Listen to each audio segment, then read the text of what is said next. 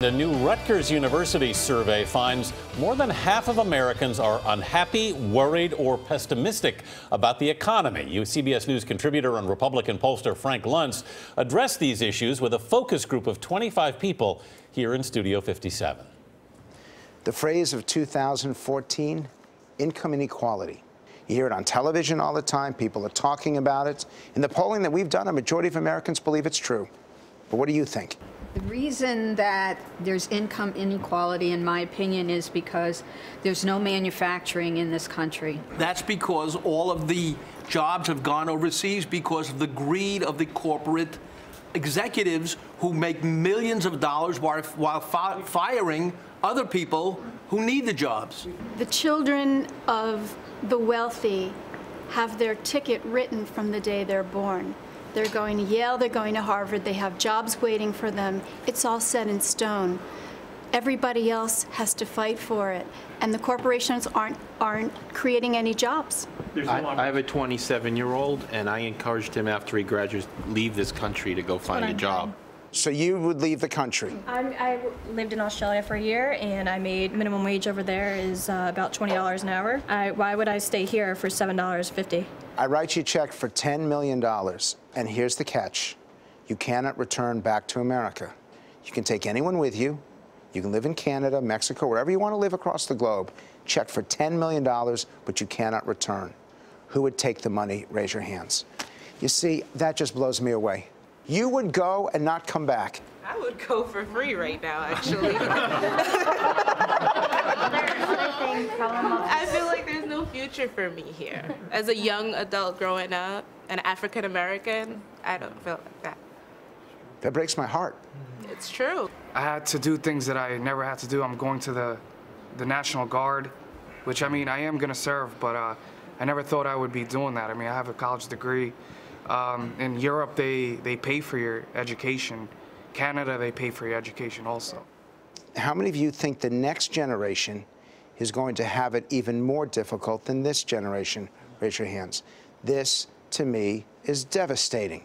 Look, here's the thing. You've got a Congress full of millionaires who are funded by corporations that are interested in their little cut. No one is looking out for America. Are you nervous for your kids? Yes, I am. And yes. What do you think their future will be like under the current system? I'm hopeful that it will get better.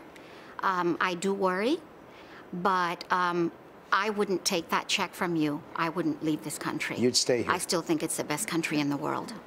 Would you take my check? No. Why not?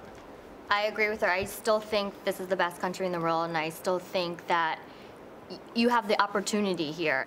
What does it say? I'd like you to answer this as a mom who wants her children to succeed. What does it say when you are so pessimistic that you think your children will be worse off than you? It eats at you.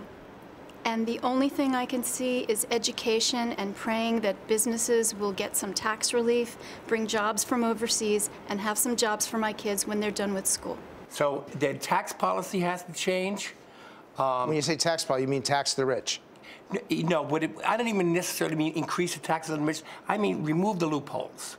You have major corporations. You agree with that? Like General Electric. You agree with that? Billions and billions of dollars who pay no tax.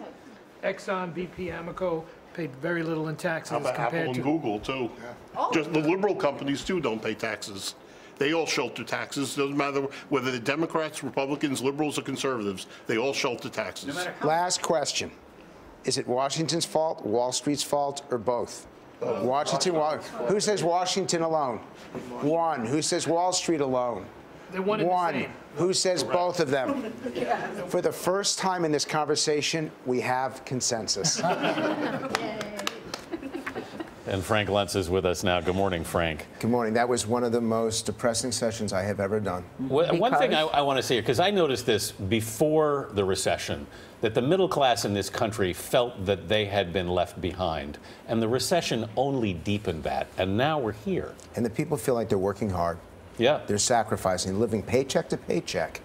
And yet it's getting more and more difficult for them. And the elites that are supposed to help them are doing nothing for them. Big business, big labor, big media, big politics, Washington, Wall Street, it doesn't matter. They have no allies anymore. There's no one trying to protect them. And they're just fed up. You use the word depressing to describe that because... Because I can't imagine ever leaving this country. Yeah. I don't care what you would pay me. $1 billion, $10 billion. I leave for 3 days and I'm homesick. And yet these people have given up, and that's the key to this. It's no longer that they are angry. We now have a segment, and I'd say it's between about 15 and 20%, who've said, you know what? It will never get better for me, and it'll never get better for the country. What is the message, though, for policymakers to take on a group like this? Wake the hell up. And it just agitates me, Republican and Democrat aside. It doesn't matter what party you are. It doesn't matter what policies you are. At some point, you have to stop tearing each other apart. At some point, you have to stop tearing each other down and actually do something with the other side that requires compromise, cooperation, because if you don't do it, this anger, we're going to have a whole generation of people that will no longer believe that America is this great country that we all know it is. What's distressing in that, though, is that this message has been out there, if you've been listening, for quite some time. But that's the whole point, is I don't think people listen. I'm grateful to you all for putting that on the air and for doing it as well as you all did. Because now the average American gets a chance to hear this. The problem is, I don't think people tell politicians this. They always tell them that they're great, or they yell at them. They never really tell the truth.